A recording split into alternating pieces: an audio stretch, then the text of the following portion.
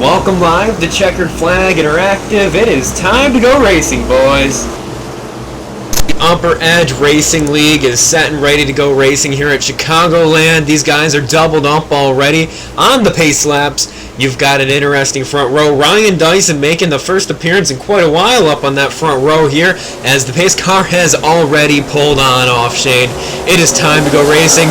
Green flag in the air.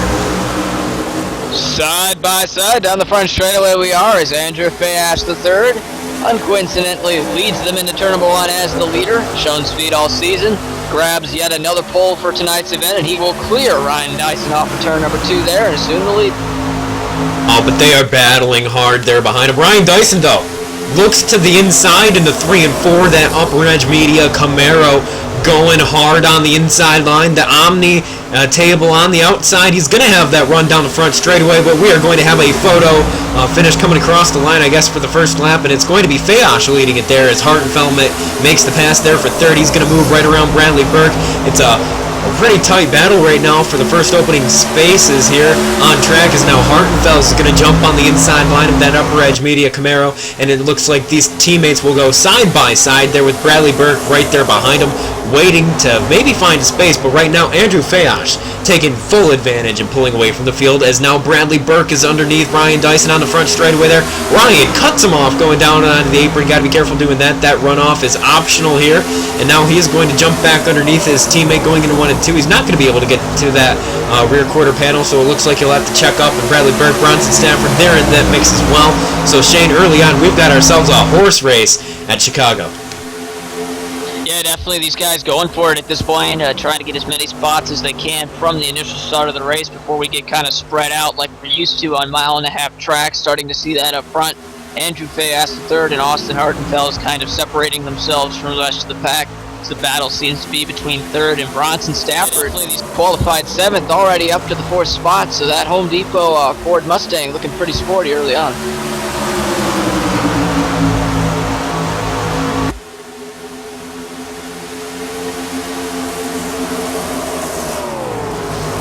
Running back up to Andrew Fayash there in the 77, currently leading the race. He's going to complete another lap up in the lead. Then you've got Austin Hartenfeld currently in second as he crosses the line there. Ryan Dyson in the number 28. He is currently in third there for the UpperEdge Media Chevy Camaro. Then you've got Bronson Stafford, the first Ford Mustang up in the field there with some pink numbers on the side. Not sure what the occasion is for that guy, but it looks like he is moving up through the field pretty quickly. Bradley Burke has fallen back to 5th there in the number 2 24 Designs machine. Then you've got Colin Bowden in the WeatherTech Camaro. He is working his way back up towards the top 5, and we did not see him for the majority of the season. Missed tryouts here late in the game. He was able to get back up into the UpperEdge racing scene, and now he's currently running in 6th, like I mentioned. Then you've got yourself a battle between the number 48 of Mark Murphy and Dalton Alexander there in the CFI number 1 machine, as well as Riley Grant Davis on the screen. They are battling it out for position there, and they are going to try to figure that out for 7th, 8th, and 9th. Yeah, it's a dogfight back here for around the 10th spot, and seeing probably the best action on the racetrack at the moment back here. Guys trying to come from the back. Maybe didn't get the qualifying run that they wanted, and they're kind of just trying to make their way through. I think Mark Murphy's a great example of that. He did start 6th and is currently 7th, so he's pretty much stayed put. But other guys have kind of come through the field. As Dalton Alexander started 14th, he's up to 8th, so that's +6 already for the CFI Camaro. So looking pretty good early on. Plenty of cars making the way up through the field here after a tough ball. Oh, we got trouble. Contact with Bruce Ackerman there, and he's in the grass. Oh, and they are still stacking it up, getting into 1 and 2. Riley Grant Davis up by the wall. He comes down in front of the 16. That's Michael Thompson there that plows into the back of the number 24. The 24, Riley Grant Davis, down, and I do believe he will take a tow. Not too happy with that. Let's take a replay real quick as the race stays green.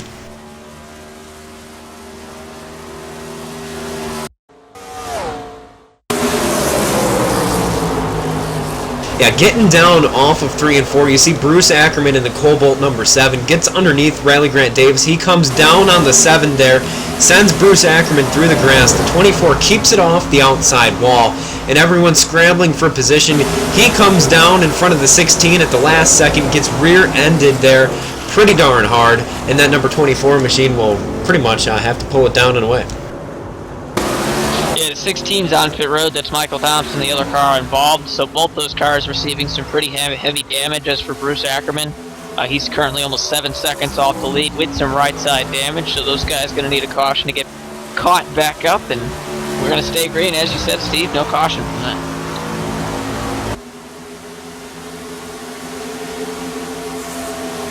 As you see there, you've got Fayosh, Hartenfels, Bronson Stafford, Colin Bowden, Ryan Dyson, your top 5. But taking a look right now, you can see the battle for second is pretty well spread out. But what we're watching up here is, of course, the battle for first, sitting really, really close between Hartenfels and Andrew Fayosh. They are right on each other going through the corner right now.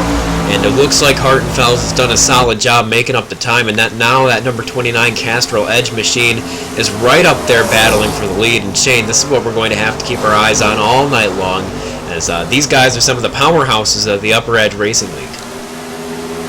Yeah, definitely, and these two arguably are some of the best on mile and a half. Talking about Andrew Fayosh III and Austin Hartenfels. Early in the season, it seemed like Fayosh had the upper hand, but Austin's been pretty strong here in the past, especially in the truck series. Before, when we used to do those events here at Chicagoland, Austin was a force to be reckoned with. And talking about a force, he's making a force to the inside here, trying to take the lead away from Fayosh, and they're side by side through 3 and 4. Yeah, they go side by side. They're up and off of the corner. That's going to check them up just a little bit, and that might allow Colin Bowden now in third to catch up to these guys. We'll watch them as they head through the tri-oval into 1 and 2 there. That Omni number 77 of Andrew Fayosh out on the outside line. You've got Austin Hartenfels on the inside line there in the Castrol Edge machine. They're going to continue going side by side. They're down the back straightaway. A little bit of a curve to this back straightaway, a little bit of a curvature. Just enough to keep you on your toes, Shane, as they continue battling side by side. Chicagoland is particularly one of the best tracks here on the iRacing service to do this side-by-side racing at. So no surprise early on seeing some of these guys being able to use the outside line to maybe keep that momentum up and see if those guys on the inside line can't make something happen with the shorter distance around the track. But right now, we have a pretty solid battle, and this is going to just continue going down the back straightaway side by side in 3 and 4 once again. Yeah, it might appear these guys could do this for quite some time, and we are starting to see the field kind of catch up because they've been side by side, and they're still side by side. This is like the 3rd lap in a row they've been like that, and just pretty much the competition you can see here at Chicagoland. That second groove does exist here, and something of a rare occurrence on iRacing, and usually it's just about 1 or 1.5 grooves that work. Here it's about 2 grooves, and you see some great racing action, and they're continuing to battle, and starting to see Colin Bowden come into the picture here. Could have a 3-car battle for the lead before long. As it looks like Hartenfels might be able to get a little bit of a advantage. It looks like he'll lead the lap, Shane, and actually clear Fayosh going into 1 and 2. And he clears him just in time before we see some more competition kind of come up to challenge these guys. And I think Fayosh is very fast, and here he comes back to the bottom, so it looks like these guys are pretty racy early on here as we work the 16th lap.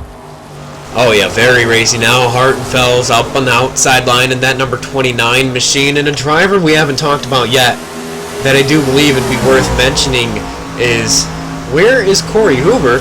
Corey Hoover is 5 laps down.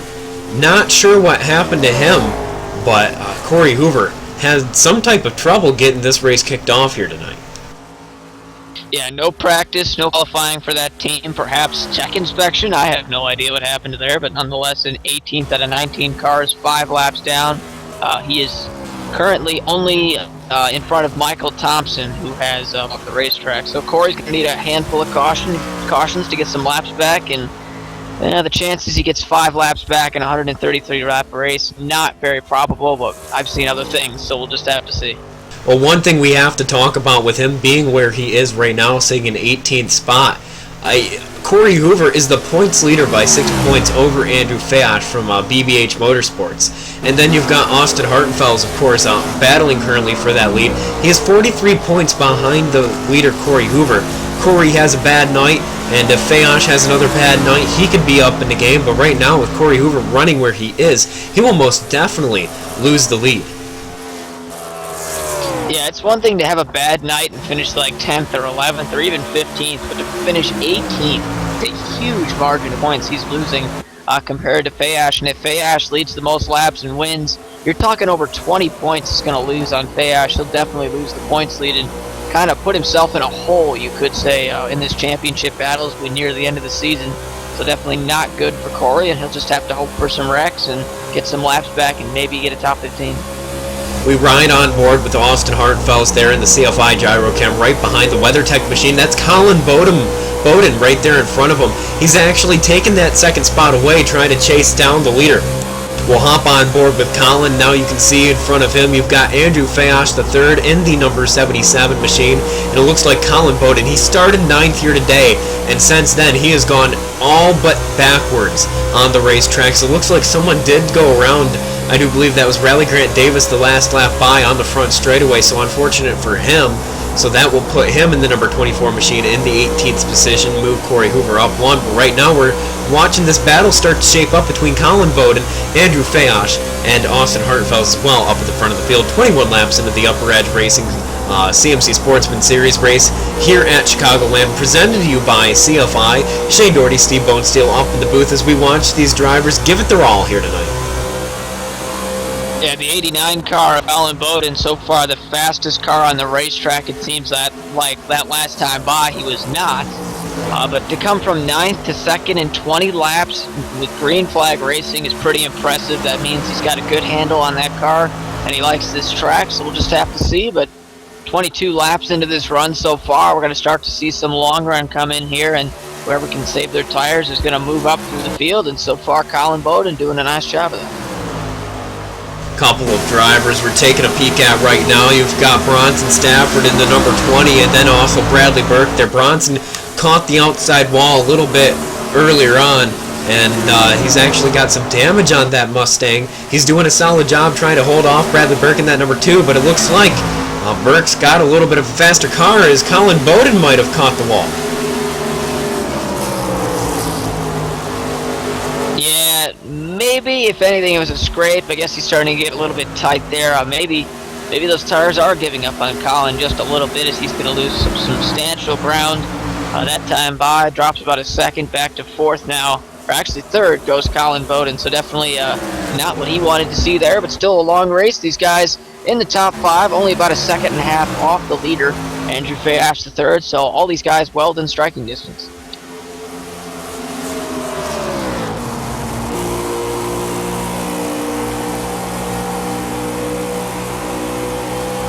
Just want to remind you, you are watching the UpperEdge Racing League, the CMC Sportsman Series, and the B-Car here on Checkered Flag Interactive, brought to you by London Recreational Racing, UpperEdge Media, Crescent Moon Contracting, and more, as well as Control Freak. Check them out on the web. Head over to the UpperEdgeRacing.com for more information on everything UpperEdge. We are going to head off for our first commercial break. Here is, we are about 15 to 20 laps from our first round of pit stops. Assuming we stay green, you're listening to Steve Bonesteel, Shane Doherty up here in the CFI booth.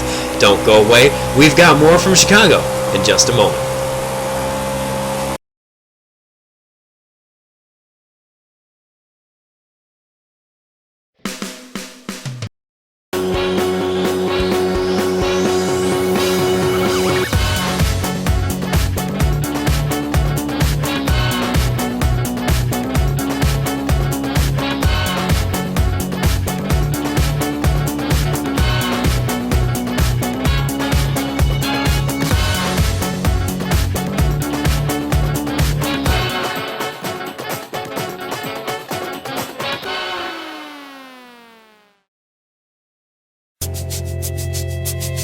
We are 24 Designs, Jeff Gordon Graphics, and more. We make custom graphics, logos, and even iRacing paint schemes. Check us out on the web at www.24-designs.com for requests today. Again, that is 24-designs.com. 24 Designs, where the best graphics are made.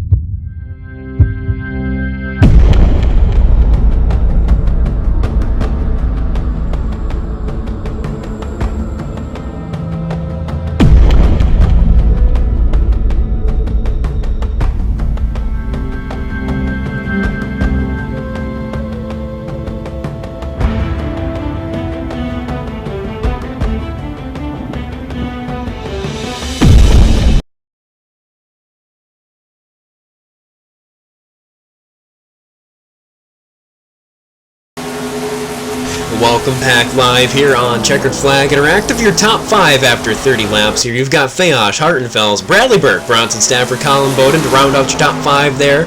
And these guys are coming closer and closer to the first round of pit stops here in this race. These guys are chugging along here at Chicagoland Speedway, and this is going to be an awesome race for the drivers. You're going to take your car through basically 10 different time zones, you could say, in a sense. You've got all of the seasons here. You're going to experience a beautiful car, beautiful handling for the first 10 laps or so. Eventually, it's going to get a little bit looser to the point where it's going to kind of be hard to go side by side. Then it's going to tighten back up, and you're going to go to a period where it's driving like a beauty once again. And what it's going to do right after that, it's going to be to that right front tire where the temperature's gotten to the point where the rubber just burns right off. It's going to start to plow, and that's where a lot of these drivers are getting just about now on the run. Lap times have fallen off by over 3/4 of a second, so right now some of these drivers starting to struggle. But pit stops coming up in about 10 to 15 laps, so at least there's some relief coming relatively quickly. Yeah, these front two of Austin Hartenfels and Andrew Fayosh III have quickly established themselves as the fastest long-run cars on the track. They've got 2 seconds on the now third-place car of Bradley Burke as he has made his way around Bronson Stafford and Colin Bowden. Colin has dropped to the 5th spot, while Bronson Stafford has been maintained a steady pace in 4th, and all these guys just kind of riding by themselves at this point, as the only real battle out there is the battle for the lead.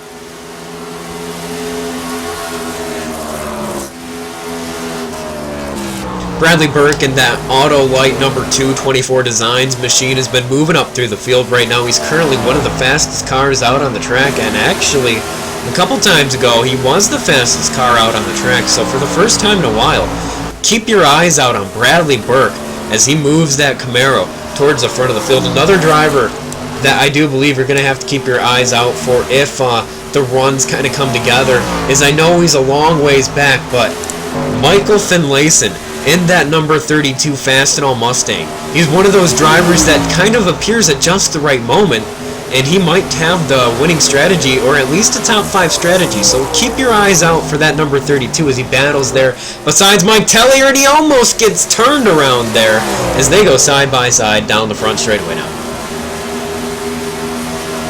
Yeah, definitely starting to see some guys get tight. Mike Tellier, a perfect example of that, just unable to get the car to the bottom of the racetrack, kind of grip that apron, and that time by almost washed up into Finlayson, but they continue to race side by side there for the 9th spot. Both those Mustangs quite a ways back from your leader, about 10 seconds, as you said, Steve, but pit stops coming up, and bound to see some strategy here before long. Ryan Dyson has a bit of left side damage as Dalton Alexander catches the turn 3 and 4 wall in the CFI machine. He's going to get a little bit of a loss of speed, but now Ryan Dyson is starting to close back in on Colin Bowden in the number 89 WeatherTech machine, and that gap, Shane, has closed about a half of a second over the past few laps, and it looks like Colin Bowden did wear out those tires pretty quickly, working his way through the field the way he did. And then you got to turn your eyes back up to Fayosh and Hartenfels, who continue to battle up front, but right now it's all Fayosh. Yeah, these guys are just riding at this point. Fayosh collecting a lot of laps led. He's taken the lead and stayed there ever since, and so far he's done a nice job there, and these two by the fastest cars on the track right now.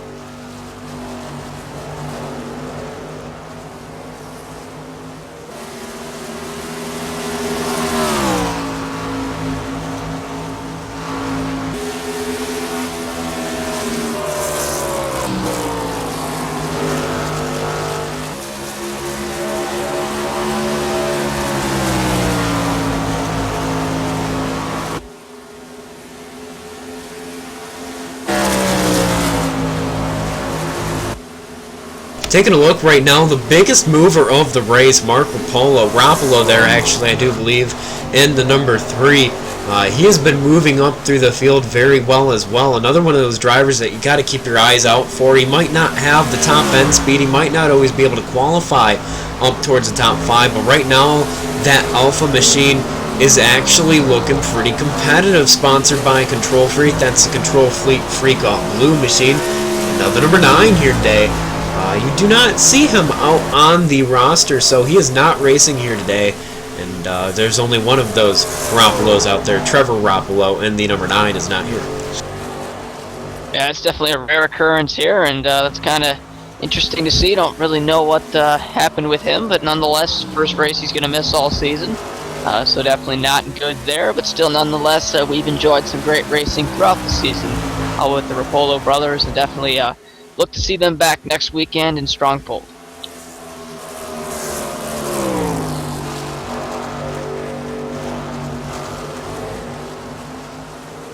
Taking a gander back to the number 2, Bradley Burke. He's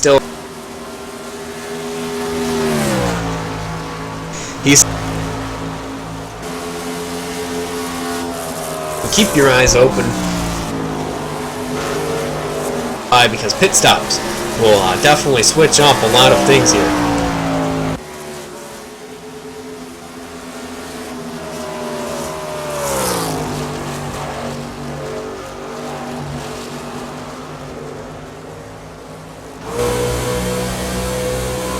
Hopping on board with Austin Hartenfels there, you see he started 5th and he's moved all the way up to 1st, and since he moved up through the field he hasn't fallen any further back than 3rd, so he's done a solid job on that standpoint here.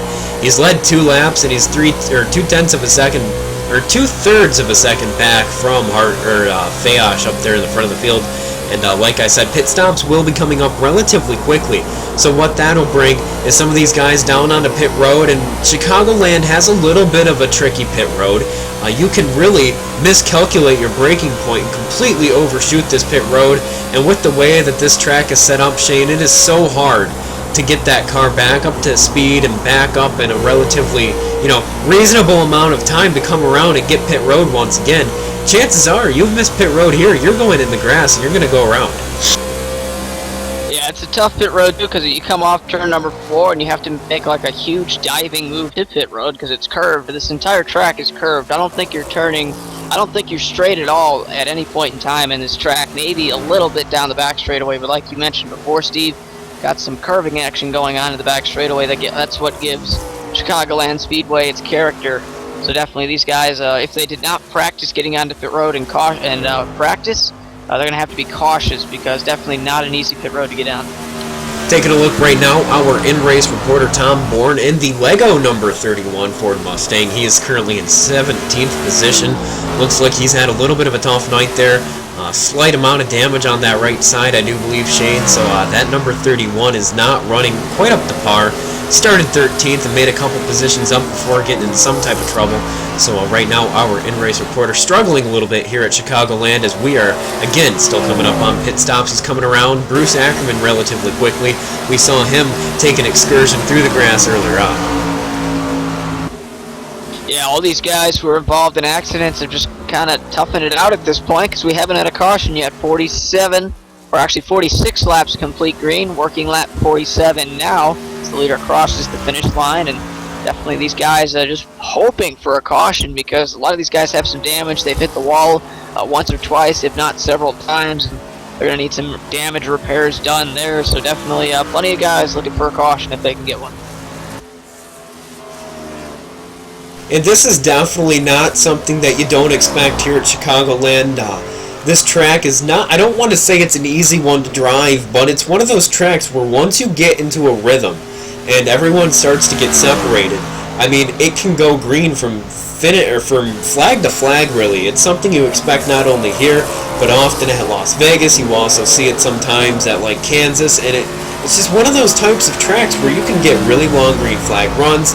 Homestead, another one of those tracks that comes to mind, and there's just so many tracks out here that are so great for racing, but also provide some of the best green flag runs. As pit stops have started to get kicked off, Ryan Dyson has come down, Colin Bowden also has come down in the number 89 WeatherTech machine.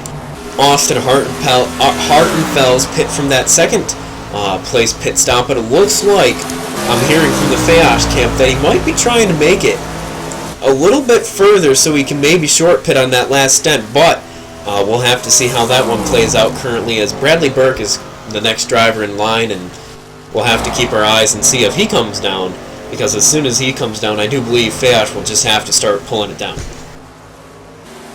Yeah, let's just take you back to Dover when Fayash stayed out for just an amazingly long time and somehow made one less pit stop than the entire field and almost had the entire field one lap down at one point. So definitely Andrew Fayash III. He's got some tricks up his sleeve when it comes to green flag strategy and when to pit, when to stay out, and interesting to see what he does here. You don't want to be out there too long if you know you're going to have to stop anyways.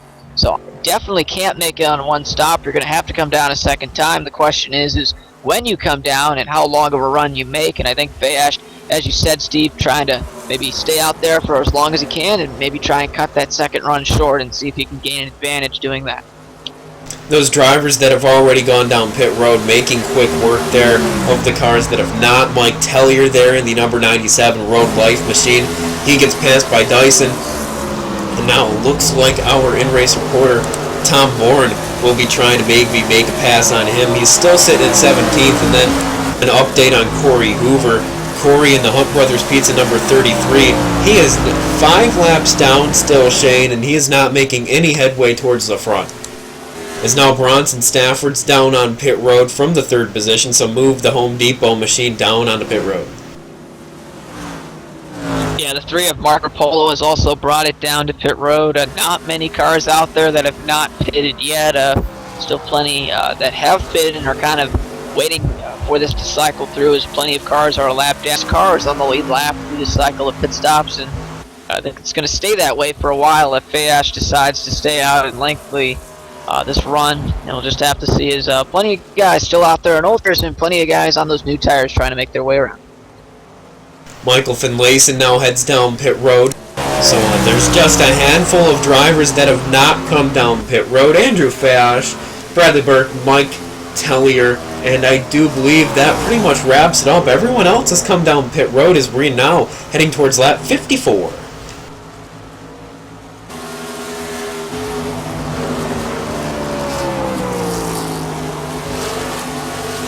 It's pretty amazing the gap we've seen Andrew Fayash III put on Bradley Burke, who was once just 2 seconds behind maybe 15 or so laps ago. He's now 6 seconds behind your leader. Hearing this time by the 77 car is getting it down pit road, so it looks like Fayash is going to go 54 laps on this run, and here he comes down to pit road here on the apron to the attention of his crew. Looks like Bradley Burke will also bring that number 2 down pit road. And we'll keep our eyes on the Road Life machine of Mike Tellier to see what he plans to do. I do believe he will bring that machine down pit road the next time by, not this time, so he will get maybe 1 lap led if he gets a little bit lucky here on that next time by. But looking down on pit road, you see the right side, that pit crew doing a beautiful job there. Look at that finesse. Wow. Although I do see that left front tire changer needs to change his, or at least tie his shoe, as it looks like he almost stumbles on that shoelace, but he's going to be A-okay. Get that 77 machine back up off pit road, and now it's all in the driver's hands, and he'll just have to get that shoe tied, Shane. Yeah, definitely need to address that there, and he's going to lose a little bit of time on the racetrack because of that, but he did stay out a little bit longer than Hartenfels did, and that's going to allow Austin to take a substantial lead over Fayash. This is probably going to be over a 5-second lead before when they came into now, so huge advantage for Hartenfels, and he's going to be the new leader on the racetrack. Just taking a look, and you can see that this track is one of the bumpier surfaces still in NASCAR, and it's one of the best though, nonetheless. And all the drivers really seem to like Chicagoland quite a bit. Yeah, definitely. It's a driver's track, if that makes sense. Really, it's a track if you love to drive race cars, you're going to enjoy it. And everyone on iRacing does, of course. And it's one of those tracks where you just can have fun with it. You can drive it hard, but also separates the good and the bad because you have to go out there for a long time on this old surface and tires and try not to hit the wall as much. And definitely, if you do that, you're going to be looking good and possibly winning some races here. It's the final car.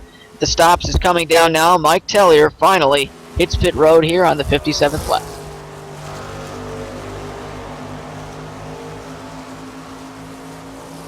Like you said, Shane, that gap between Hartenfels and Fayash is substantially larger than what I expected to be, as it looks like that time will circulate down. It's going to sit around 5.8 seconds between Hartenfels and Fayash currently. And we'll have to see when it comes down to the tail end of the run if those newer tires on Fayash will pay off. But as it is right now, Hartenfels is sitting pretty good. And it might have to come down to some type of short pit strategy if he takes the same strategy route twice in a row. Yeah, definitely. Now Fayash, if we don't get a caution for the rest of this race, Fayash is going to have to get creative.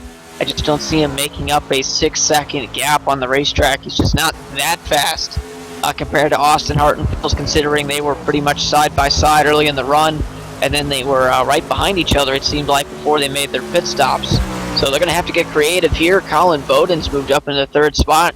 He pitted really early, actually almost 10 to 15 laps earlier than Fayash did. So that's going to allow Bowden to stay up there in the third spot. A couple guys losing some spots on pit road and some others gaining some through that exchange.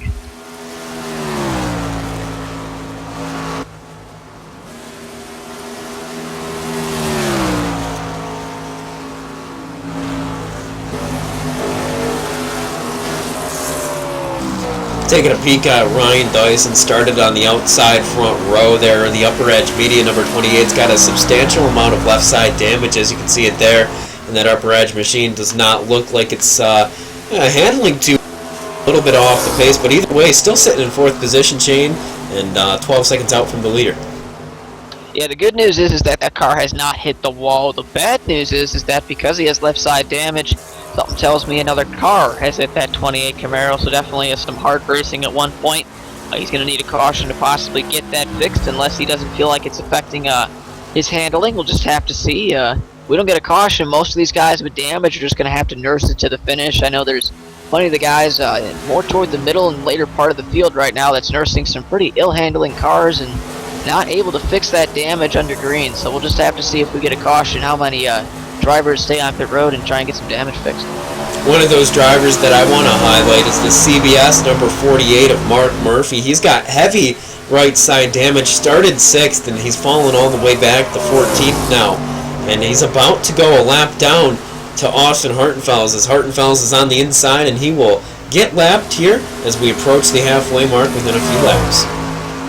Yeah, he's a classic example there. Just got into the wall, car not handling how it's supposed to be, probably down some speed on the straightaways as well for the 48 machine, and he goes a lap down in the lucky dog spot at the moment. The bad news is that Mike Tellier is only a second or two in front of your leader, Austin Hartenfels, so definitely going to see some cars starting to get lapped under some conditions here of green flag racing, and definitely not something you want to see if you're Mark Murphy trying to possibly get a lucky dog if the caution comes out.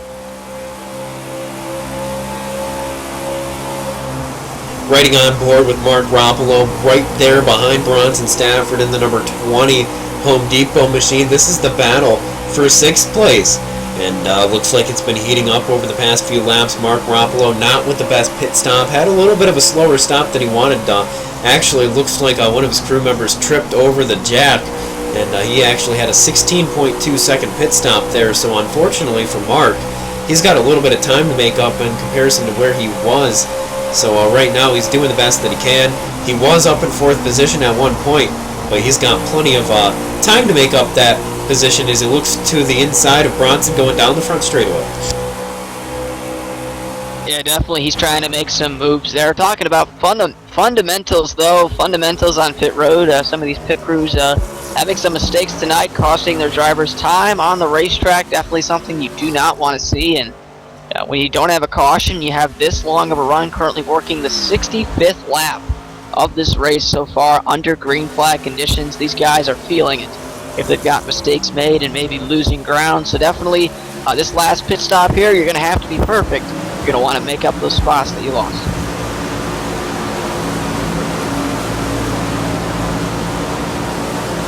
As you have your top 5 after 65 laps here on Checkered Flag Interactive, Austin Hartenfels, Andrew Fash, Colin Bowden, Ryan Dyson, Bradley Burke.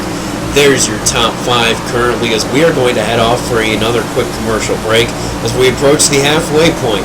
Don't go away. Steve Bonesteel, Shane Doherty return in the Checkered Flag Interactive booth for the remainder of the CFI broadcast of the Chicagoland UpperEdge Racing CMC Sportsman Series race here tonight on CFI.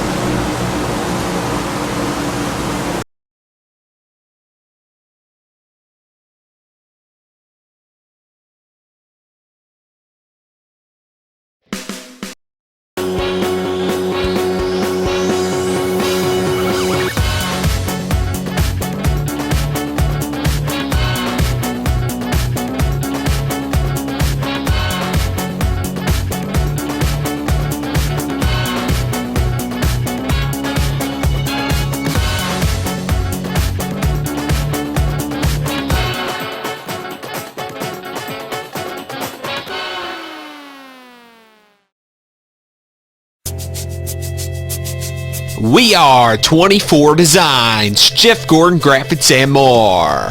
We make custom graphics, logos, and even iRacing paint schemes. Check us out on the web at www.24-designs.com for a request today. Again, that is 24-designs.com. 24 Designs, where the best graphics are made.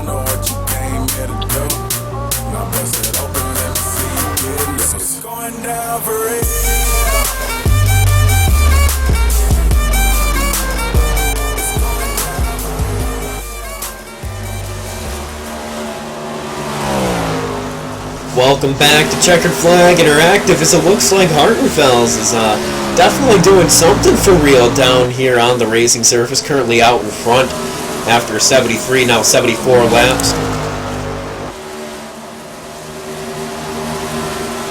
The gap between him and the second place driver of Andrew Fayosh sits at 3.5 seconds currently, and that is a considerable gap, as now it looks like Fayosh is going to have to do a little bit of maneuvering around Lobosco there. Lobosco chooses the high line, and the number 54, the next driver he's going to have to knock up and knock down, I guess, will be Tom Borner. I hope he doesn't knock him up. There's a little bit of a weird reference or play on words there, so he's going to go side by side with Bourne. They're getting into 1 and 2.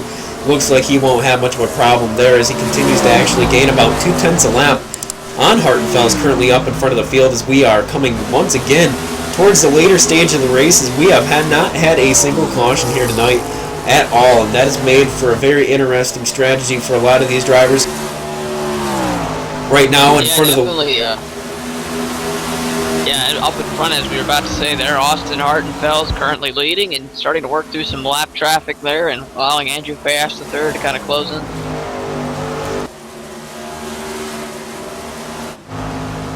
The next 3 drivers to go a lap down, you've got Michael Finlayson in 11th, Mike Tellier, who sits in 12th, and then you've got Elaine Krasinski in the iRacing TV number 60 machine, and he is the next car to go a lap down, as it looks like Hartenfels is right there on his back bumper. Yeah, he's definitely coming up to him in a hurry. A couple cars in front of him as well. Mike Tellier, who still hasn't gone a lap down, surprisingly, I think, as he pitted so much later than Hartenfels did. That speed difference actually making Tellier a little bit faster than Austin at the moment, and that's allowing him to stay in front of him for the moment or time being. And there goes by Elaine Krasinski to make the pass. But good news good news for Austin is that he's got some clean air. The bad news is that he's still losing ground to Andrew Fayosh III. Maybe those fresher tires starting to make an impact here, as these guys are kind of getting into this run now and starting to see Fayosh make some substantial ground up.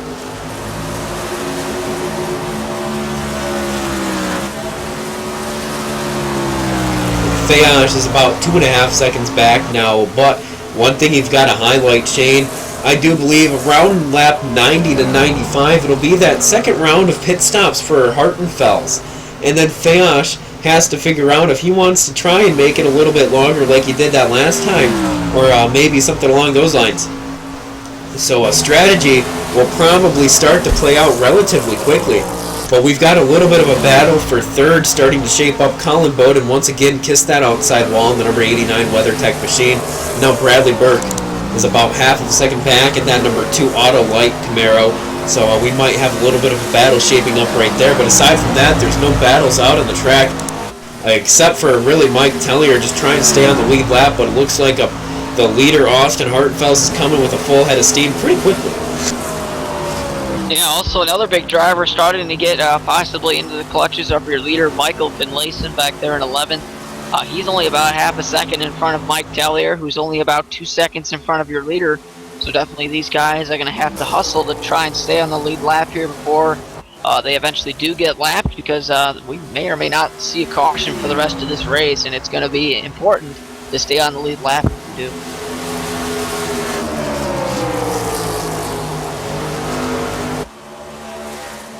Right now that battle for third is starting to really shake. Oh, as he gets in the wall, Colin Bowden hard into the outside wall, and Shane, that not only will end the 89's chances for a solid finish, but I do believe Bradley Burke got some significant damage. We'll take another look at that. Yeah, Colin Bowden pitted extremely early. I'm talking maybe 20 laps earlier than we saw our last driver come down pit road, talking about Mike Tellier. So that car definitely probably really handling ill for him at the time of impact, and got really tight coming off the corner, lost the front of the car and into the wall. Hard he goes, and he hit the wall so hard he came off the wall and into Bradley Burke. So damage for both those cars, damage to both right and left side for Colin Bowden, and those guys are definitely going to need a caution to repair that damage.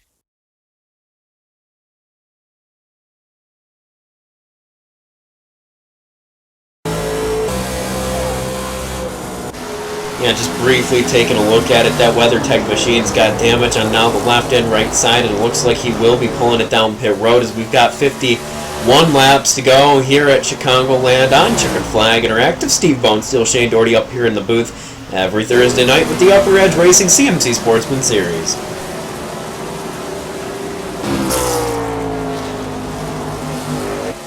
And that lead gap, talking about with Andrew Fayash III and Austin Hartenfels down to under 2 seconds now, and both those cars do not have lap traffic at the moment, although Austin Hartenfels will have lap traffic as he has caught the number 32 of Mike Finlayson, the Fastenal Ford Mustang, and here he goes to the inside of the 32 car, going to try and put him a lap down. That is the 12th place car out there at the moment. Mike Tellier not too far ahead. So definitely these guys are starting to encounter lap traffic toward the middle part of the field, and could affect the run for the lead. Here comes Austin Hartenfels down to pit road early. A little bit of a plunge.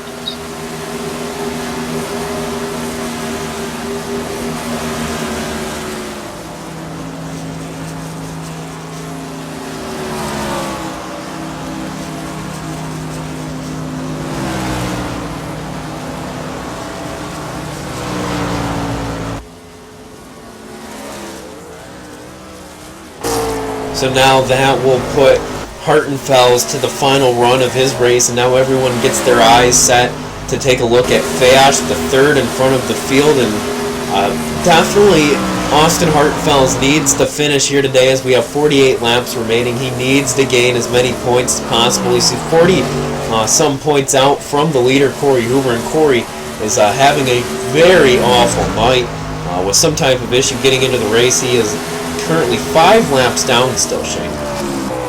Yeah, with no cautions at this point in the race, getting down to like 50 laps to go, definitely tough to make up that ground, especially when we've got several cars laps down in front of him, talking about Stuart Labosco, and now Colin Bowden is on pit road. He has gone 3 laps down, not to mention the cars 1 lap down as well. Not looking good for Corey Hoover. I don't even know if he's going to be able to get 1 lap back out of the 5 he's missing. Green flag pit stops though underway now. Several cars making their way down pit road, and looks like most of the field's actually pitted. Mike Tellier again choosing to stay out a little bit longer than everybody else, trying to maybe do the Fayash strategy. And Fayash has to really figure out what he's got to do. He's been out there about 15 laps shorter than everyone else on the tires, but he still was not able to close that gap to Hartenfels. If he chooses the same strategy again, he's going to have a hat trick or have a little bit of luck if he wants to get the win.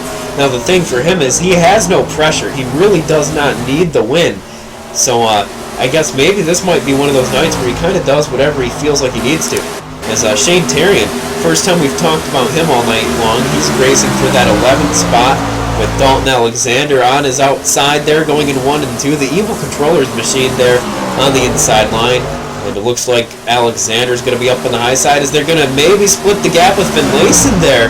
The 32 getting right in the middle of that mix. Yeah, Finlayson's out there in some really old tires, so these guys trying to make their way around a little bit of upset there on Dalton Alexander. He's forced to get out of the gas, go low, and here comes Fayash. Almost gets to run over there, but he's coming down pit road this time.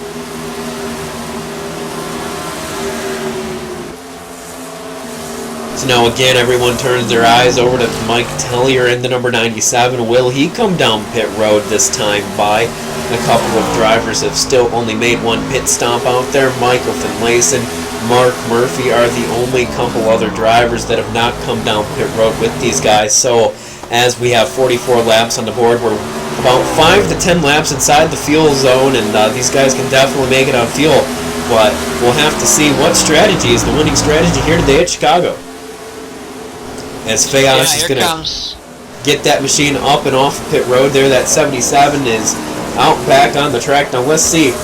Austin Hartenfels passes him there, and now he's going to gain, currently sitting at 3, 4, about 5, 6, 7, or about, 6 seconds actually, or as it updates, it's setting back at 5, so about 5 seconds separating these two guys right here.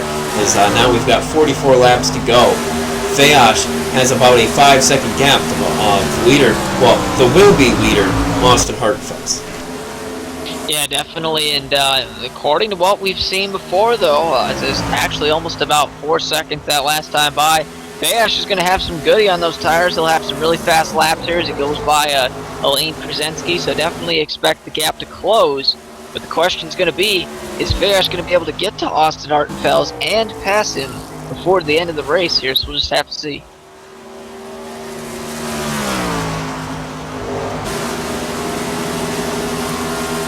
Well, I tell you what, Shane, it's going to be a challenge, but if there's any driver out there that's qualified to tackle pretty much any challenge down on the racetrack, is most definitely Andrew Fayash III.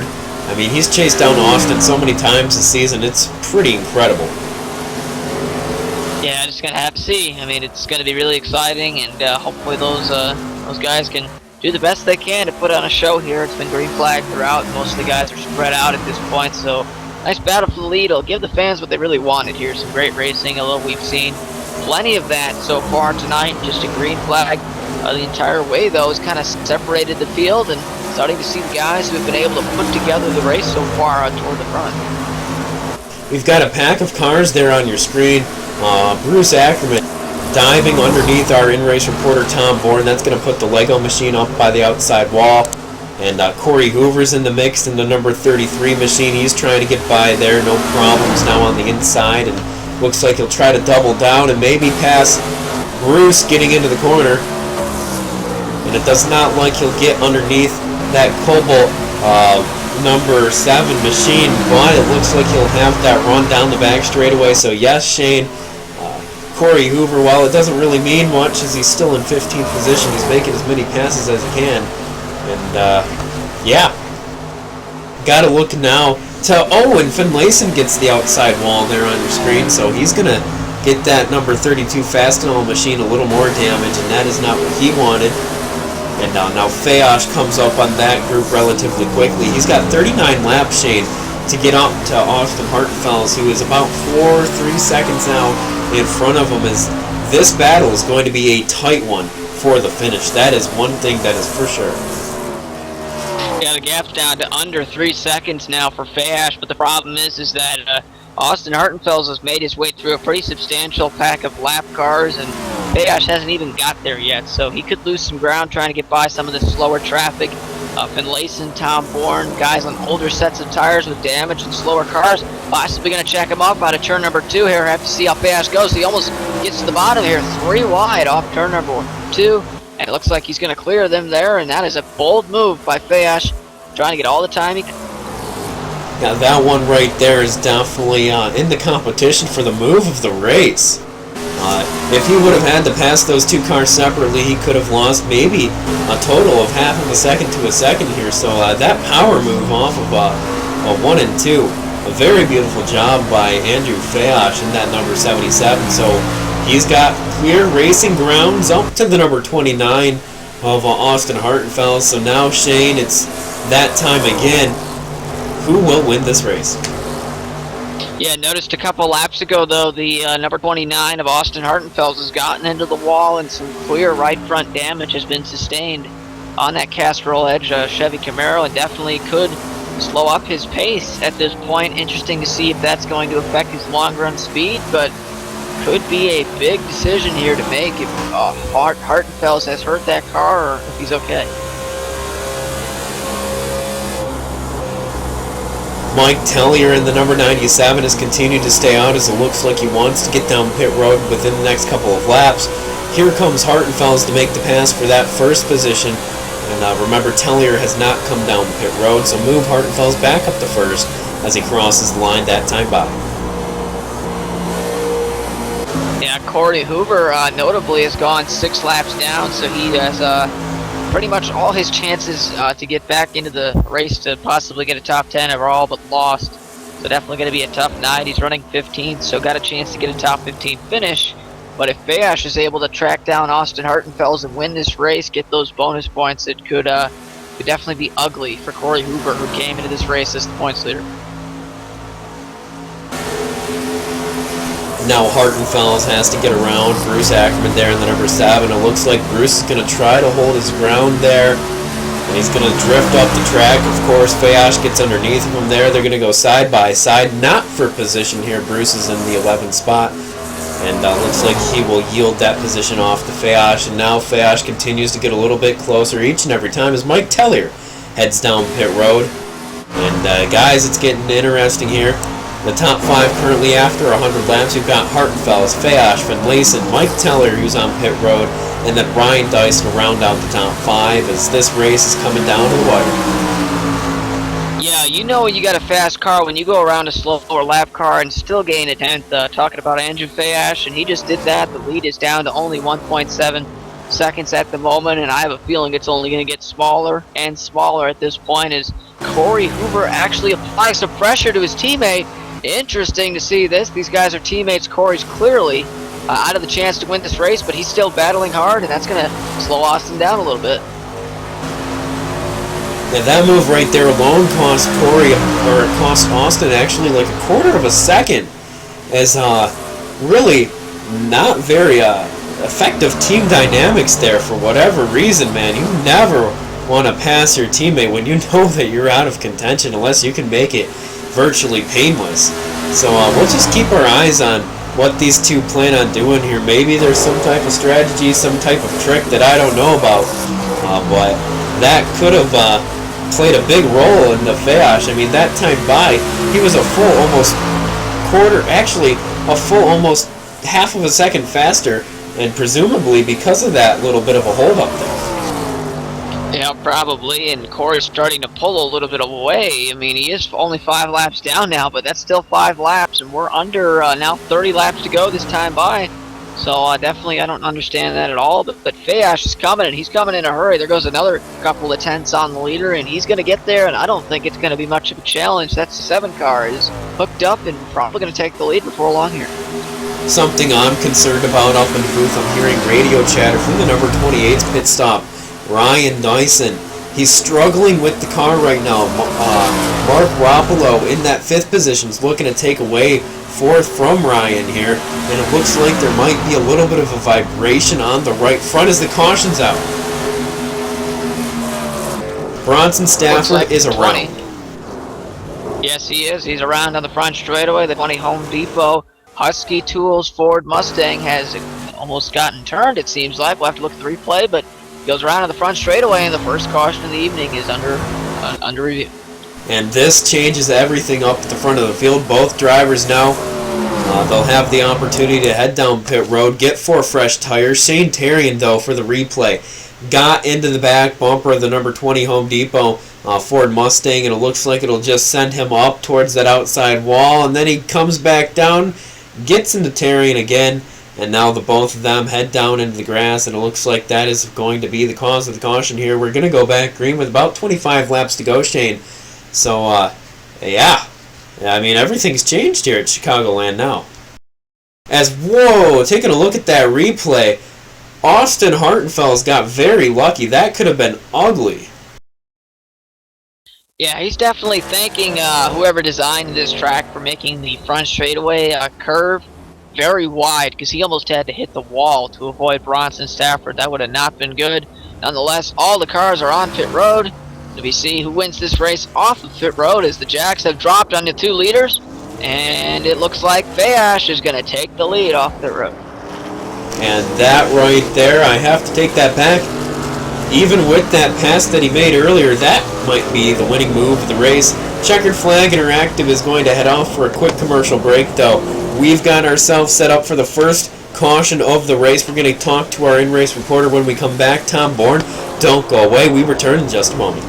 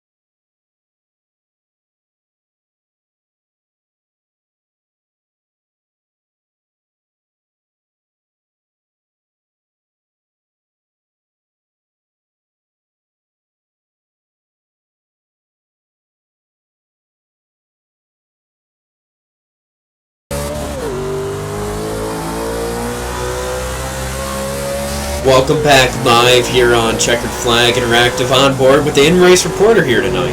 The driver of the number 31 Lego machine. You've got Tom Bourne up in the booth here. Tom, how you doing?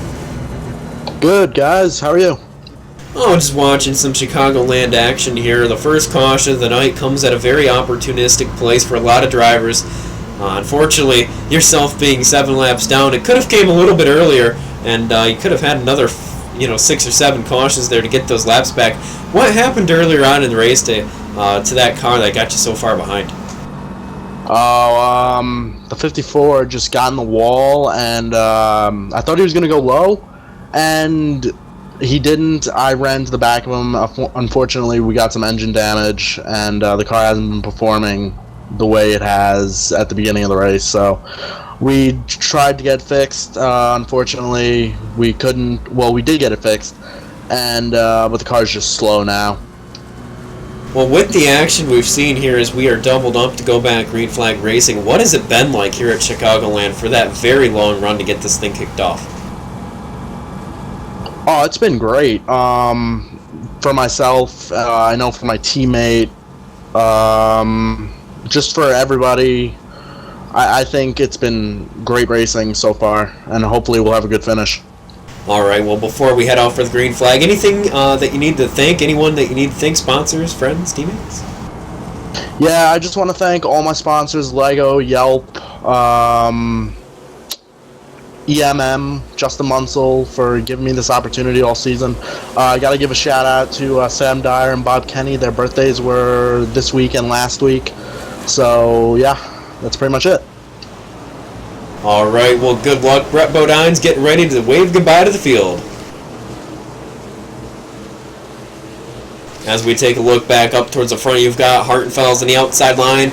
And, things are changing up at the front of the field. All of those drivers that might not have had a chance, they are back. Mark Ruppolo on the outside of that second row. Oh man, we are green flag with 25 laps to go here at Chicagoland, and things are about to get a lot better than they were, at least in terms of viewership, as things are getting tight now at the front of the field. Crossover almost for Hartenfels going, oh man, what a move. Yeah, we're 3 wide for third. Also, Dalton Alexander in the middle of that, but plenty of guys trying to ramp it up here. They understand that things have kind of reset themselves. It's time to race, and we're starting to see that on the racetrack battle for the lead, and Ryan Dyson's getting in there too. Plenty of good racing action here. Yeah, everything that you saw up until this point really does not matter anymore, as this racing has gotten tighter. Hartenfels gets loose through the corner. Now Dyson up on the high side. This is going to allow Fayash to pull away, Shane, and that is what he wants to do. This is what he wants to see, is now it looks like Dyson will take over that second spot. Yeah, he's definitely going for it. It's Ryan Dyson, and using all the racetrack as well, as Mark Ruppolo actually gets a little bit of the wall there. He'll lose a spot or two, but here he comes. They're trying to get to Andrew Fayash, but looks like Ryan Dyson's got some more company from behind, as Dalton Alexander has made his way up into the 4th spot. So that number 1 CFI Chevy Camaro starting to make some moves here late in the race. Got to keep your eyes up on Dyson, though. He's got a little bit of damage there. Hartenfels has been one of the more dominant cars all night long. Of course, Fayash has been the fastest. Can Fayash hang on to it, be flawless here for the remainder of the race, as Dalton Alexander looks extremely sporty there right now. As the caution coming back out, we got ourselves a wreck in the back. Bronson Stafford again involved. As it looks like this time, that number 20 machine will not be able to continue much further. It looks like he's going to break some of those non-smoking policies here. Yeah, get turned head onto the wall in the front straightaway. Safer barrier, keeping him from any injuries there, and unfortunately could be the end of his night, though.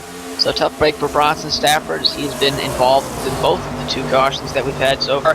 But if you thought that restart was crazy, I think most of these guys are going to come down pit road, get some 4 Mr. Fuel Goods on the car, and we could see some even more crazier racing action.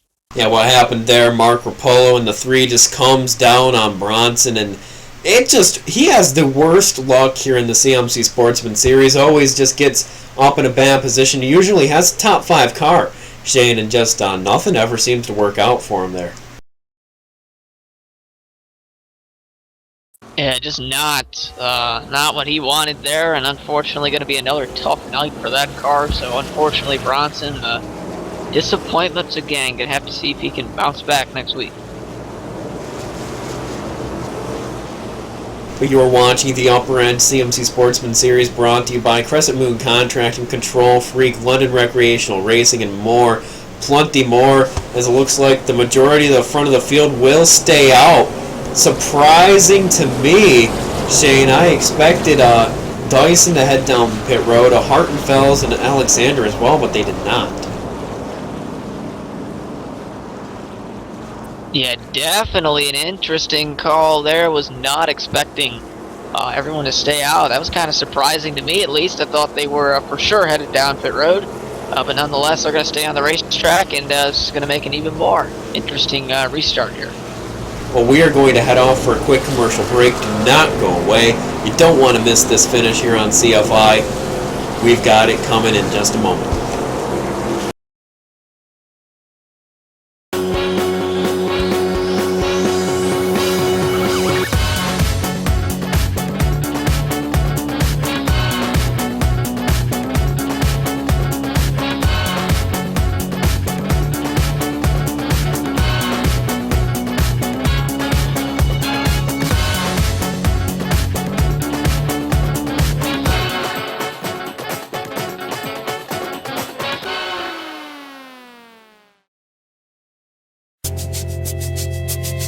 We are 24 Designs, Jeff Gordon Graphics, and more. We make custom graphics, logos, and even iRacing paint schemes. Check us out on the web at www.24-designs.com for requests today. Again, that is 24-designs.com. 24 Designs, where the best graphics are made.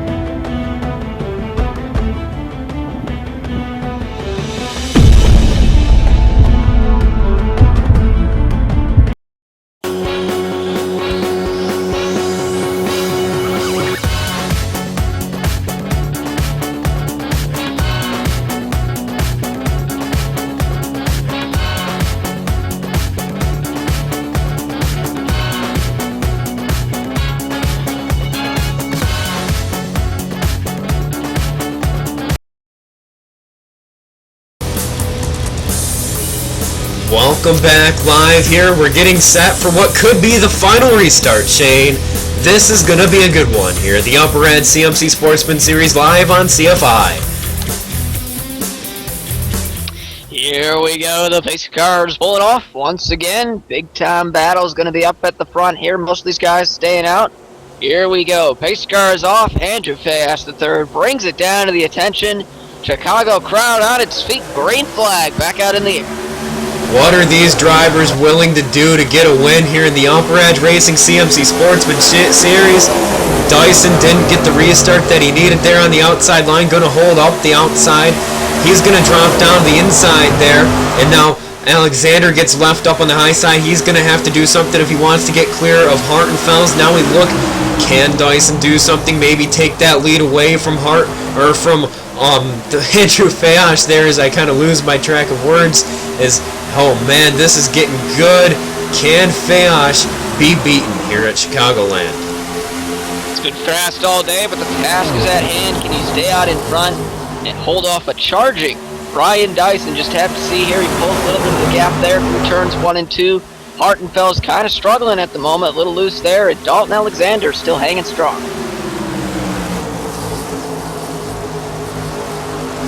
And this is what the fans came for, the best of the business racing here on iRacing.com. And look at this battle for third place as Dalton Alexander and CFI Machine not giving up, but at the same time they're closing back in on Dyson. But Hartenfels is not really making it easier as now Fayas continues to start to pull away. Yeah, definitely all this battling is hurting Hartenfels, but another driver up there, Michael Finlayson in the top 5. It wasn't too long ago he was lapped and had nailed the wall. He's up there in the top 5 now. Talk about battling through some adversity. And see, Dalton Alexander complete the pass. So we almost see 3 wide in the apron there. He completes the pass on Austin Hartenfels, and now it's kind of sorted itself out. We'll have to see what happens. You know, what did I tell you earlier, Shane, about Finlayson? I said, keep your eyes on him somehow, some way. He always finds a way to be there when it's all said and done. But right now, it doesn't matter from about third on back. Got to keep your eyes. Can Hartenfels get back around Dalton? And can Dalton hang on to that position? What's going to happen? Will we get another caution? And can Dyson pull up and maybe get up to Fayas here, as we've got 13 laps to go at Chicago? Yeah, we'll have to see. These guys are starting to gain on Dyson, though. Talking about Dalton Alexander and Austin Hartenfels, and Austin literally bump drafting Dalton off the corner. Now he makes another move to the inside. Perhaps he finds the opportunity, but the door closes on him. That CFI car hooked up in a hurry, actually gets into the apron there. Going to shoot him up the track, perhaps. And these guys are racing hard there. You can't make mistakes like that, though, and it looks like he's now going to have to defend Hartenfels again. And then who's peeking in there? None other but Finlayson in the 5th position. So keep your eyes on this. If we get another late race caution, that could change things substantially as well. But right now, Fayas over half of a second in front of Dyson, as now Finlayson looks to the inside, trying to double down with Hartenfels there. Make the pass on Alexander. It looks like Hartenfels will make the pass, and now Finlayson in the number 32 tries to do the same.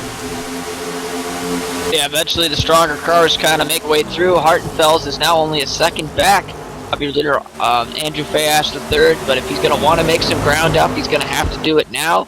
Ryan Dyson, that last time by, fastest car on the racetrack. Perhaps he's saving. We have no idea.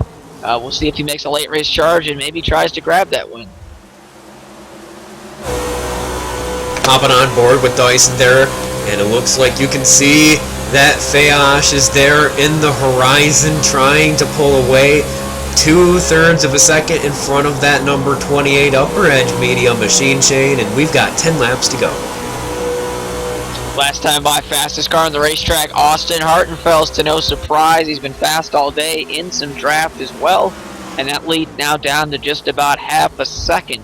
At the moment, about a second back to your 3rd place car of Austin Hartenfels. Going to have to see if Austin cannot get around Ryan Dyson quickly, though. I'd say it's game over at that point. We're coming to around 10 to go. In fact, we are under 10 to go at the moment, so just going to have to see what happens. We've got a cluster of cars there on your screen. Shane Terrian up in the 6th position. Massive comeback for him. Finlayson's fallen all the way back to 8th. Unfortunate for him. Trying to get a couple positions back. Elaine Krasinski into number 60. A little bit of contact there from Bruce Ackerman. If we're going to get a caution, it's going to be from these guys here. Racing hard. Has almost got trouble coming off of 3 and 4 there. That was close. Yeah, it was definitely close. These guys back here kind of battling for around 10th spot or so. We'll just have to see how that works out. If you're a driver like Hartenfels, is he's actually going to get into the wall. Hartenfels, oh, trouble for him. And he's going to lose. Big time. He almost spins it out. Not good for Hartenfels at all. And oh, wow. But look at this. Dalton Alexander in the 2nd place. Crazy events happening there. And wow. This is pretty much going to hand the win to Fayash if he can hold it off here. Bradley to 3rd. What a change of events here. As long as we get a caution within the next 3 laps, that will set us up for one more chance at green flag. Whether drivers really want it or not is up in the air, but we've got tight battling still going on here for 7th position, or actually 8th.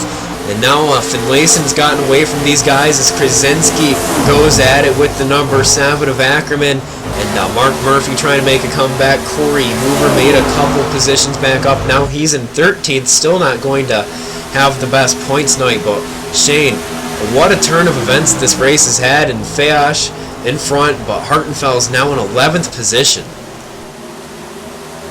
Yeah, tough break for Hartenfels. Seems like he might have had a chance at the win tonight, and unfortunately the wall takes that away from him at that point. And this is huge, though, for the guys up. I'm going to talk about career nights for Bradley and Dalton Alexander. Nice to see that.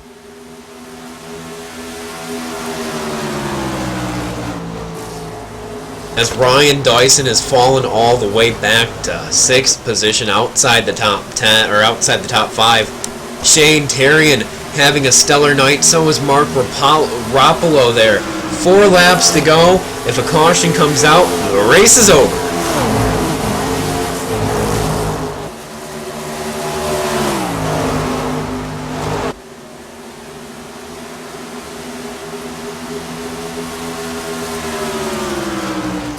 Leads about 2 seconds. So yeah, Fayash in control at this point. He looks as if he's going to bring this thing home if he just takes his time and easy through the turns, and just happy fast all night. Would definitely deserve this win if he gets it. Bradley Burke has been having a strong car all night long. He's right there to take away that 2nd place. Can he do it there? Comes up of 1 and 2. He's got a little bit of a run down the back straightaway there in that Autolite machine. Fayash is nowhere to be seen as Dalton Alexander tries to do the best he can. Mark Rapolo moves into 4th place. So that's going to be positioned there, but it's not quite over. They're side by side still, and we'll have to see how that one plays out. But all eyes currently on the 2nd place. Can Dalton Alexander in that number 1 hold him off for 2nd place here today? Yeah, Bradley Burke's getting some monstrous runs down the back straightaway here. He's not going to get there that time. Coming to the white flag this time by for Fayash. We'll just have to see what these guys do for 2nd. And what a group of cars there. You got to look at this on your screen. Mark Murphy now up to 7th place. What a comeback. Elaine Krasinski, Michael Finlayson. I know the battles up towards the front are good, but this one is the best by far. There's no competition quite yet between Alexander and Bradley Burke. Take a look at this. This is great racing. As now we'll peek up there. Bradley Burke all over the back bumper as they go side by side into 3 and 4. Oh boy, Dalton Alexander will clear him up and off the corner, stay off the wall, and he will get that position. Fayash wins the race. Alexander in the wall, and he blocks him, turns him. They wreck across the line. Oh man, huge junk across the line. Cars flying by, almost killed him. Holy cow. Could have been a bad accident after that, but wow. That's how you end the race there, and Bradley Burke gets the 2nd spot. Looks like Alexander gets off the wall there. Bradley Burke starts to come up. He's trying to collect it, gets down a little bit of net code and then a lot of bit of net code, and both drivers up into the outside wall. Bradley Burke, I do believe he finished in third after that. Timing and scoring shows him second. We'll have to see if it updates or anything, but the backwards lap has started for Andrew Fayas III, who currently won the race and celebrating here.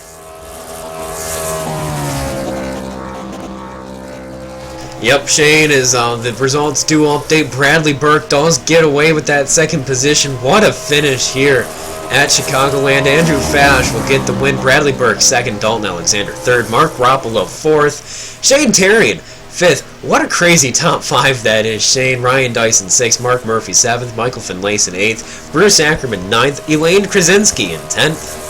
Then you've got Hartenfels, Tellier, Hoover, Lebosco, Tom Bourne, the in-race reporter, Bronson Stafford, Colin Bowden, Michael Thompson, Rally Grant Davis to round out the field.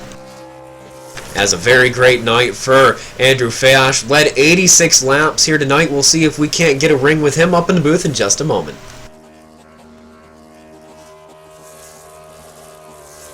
As it looks like we do have him up here on the radio, as he's going to do a little bit of a nice little move there, gets that car going the right direction. Fayash, you got the win here tonight at Chicagoland. What was it like there coming down to it?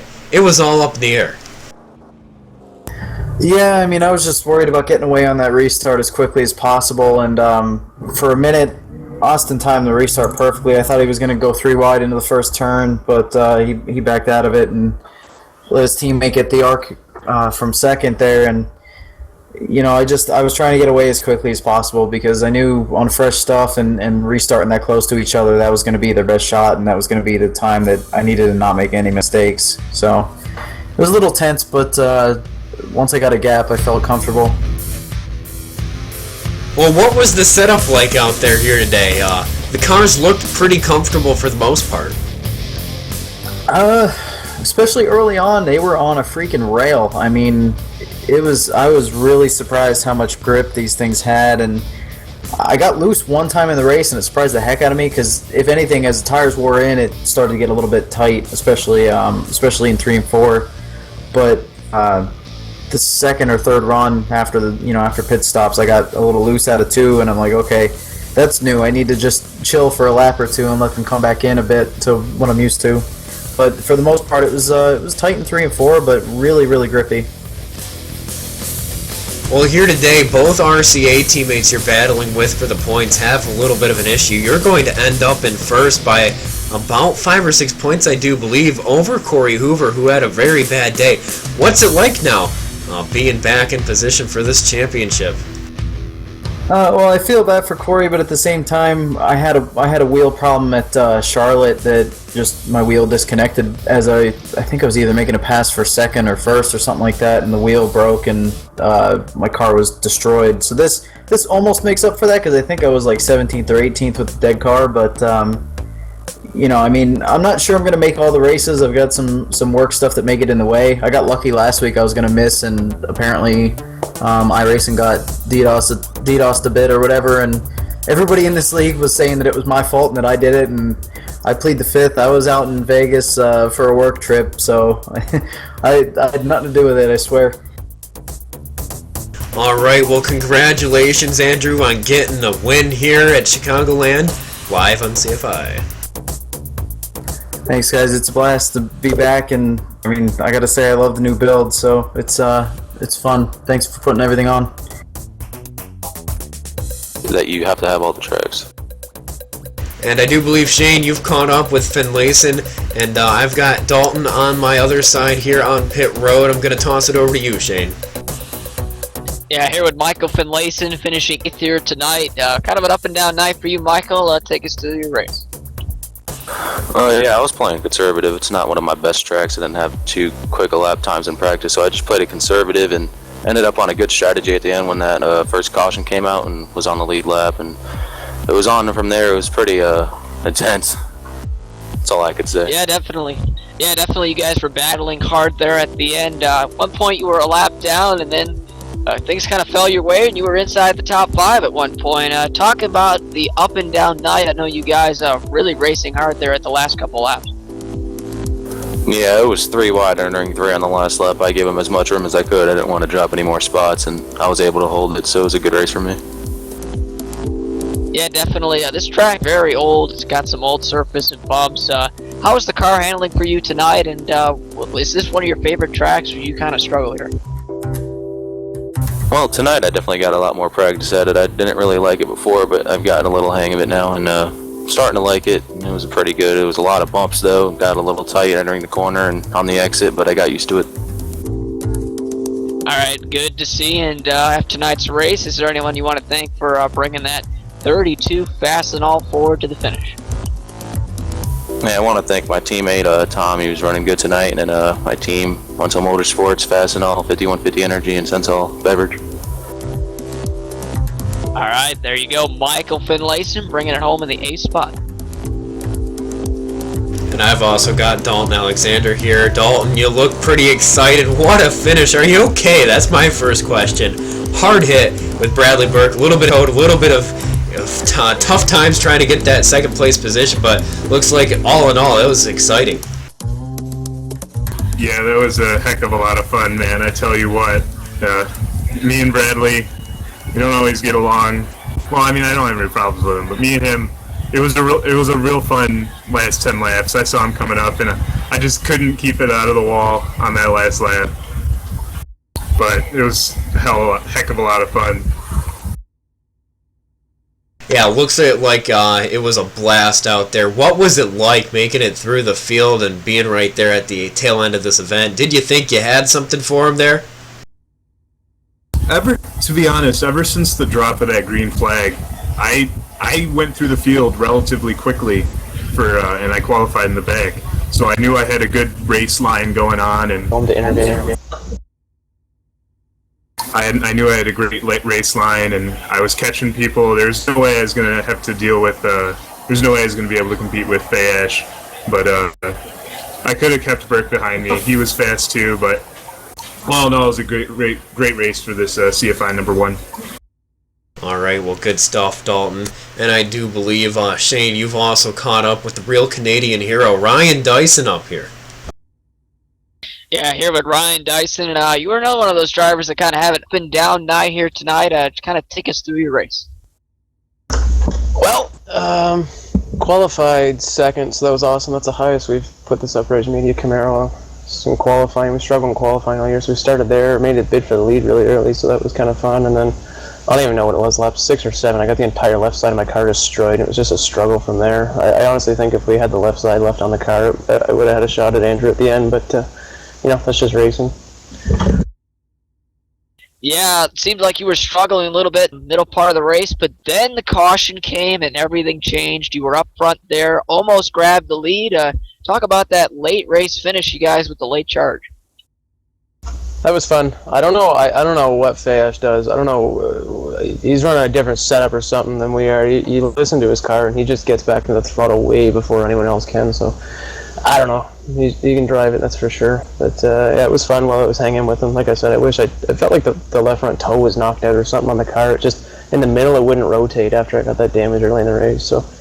I don't know, last year in the truck series we ran really, really well here. Austin and I battled for the win the entire race, and then back here tonight we battled for the win. So apparently I like Chicago. Personally, I hate driving the track. I hate the way it drives. I'm not a fan of the Camaro or the Xfinity cars to begin with, but apparently I like Chicago.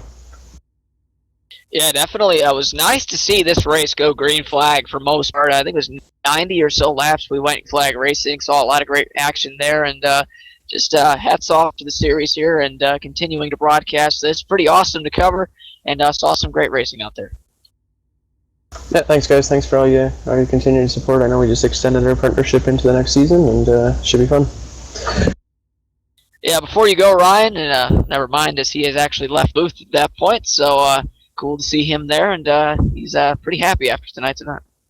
Yeah, what a great race it was for those guys over at the UpperEdge Racing League. It was a blast up here in the booth. Chicagoland always provides some of the best racing on these simulators, so definitely gotta always, kind of have that grin that you get, if you know what I mean, when you're coming to that track that you really like, Shane, and you're like, oh yeah. And that's what a lot of drivers were talking about here today. Definitely looking forward to this event. It was definitely a blast up here in the booth. So until next time, though, it's Steve Boneseal, Shane Doherty signing off here on a Thursday night, because things are going to continue to heat up here as the season's coming down to the wire. The races are quickly going off the clock, and we're past halfway, and it's going to get good here. Yeah, definitely coming down to the end. Always something you'd like to see. You cover the series for a long time, and then you come to the end, and this is where the points really start to matter, and mistakes cannot be made. You got to be almost perfect if you want to make your way up and try and see if you can get to the championship, or if not, the highest part that you can in points. It's clutch time. Definitely something fun to watch. For everybody over at Checkered Flag Interactive, we are heading off for the night. Thank you for tuning in here live on CFI.